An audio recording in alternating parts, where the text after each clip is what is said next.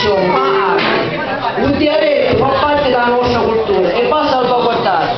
Un dialetto è amore per le nostre origini. Ogni parola è frutto dei sogni e delle emozioni mie. Non ne conosceranno le parole, uso parole che nascono da cuore.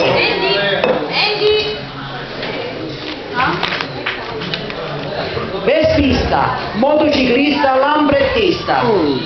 Tu non ti scanti né la Vespa né romuturi e manco la lambretta. A cavallo, da avventure, sprechi e dai pioventi. Sì, cavaliere lo nostro tempo.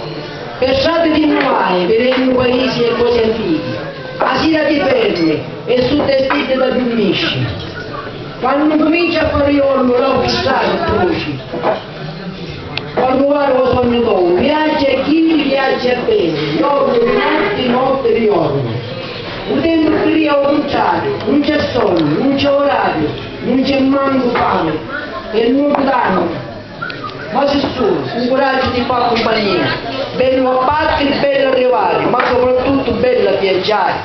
I parole mie spesso vengono spesso fuori a notte, come i giorni che sono chiusi e aspettano la sera per capirsi. Prima che questa passione già sia internet mia non era così. A mattina appena chiamava veniva a passeare, udia i pensieri miei.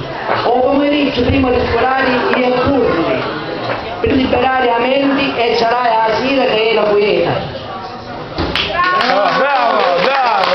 Complimenti! Bravo Salvatore Pignato! Grazie a voi. Visto che siamo sotto Natale, non Natale ma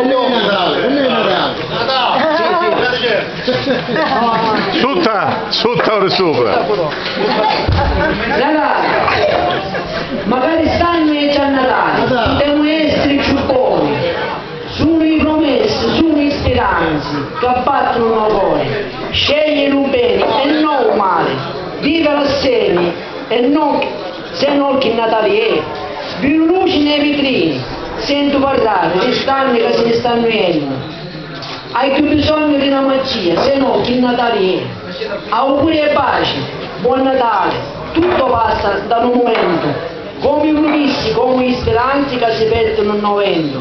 E chi sta buono e chi sta male, vivere assieme, se no che Natale è. Grazie.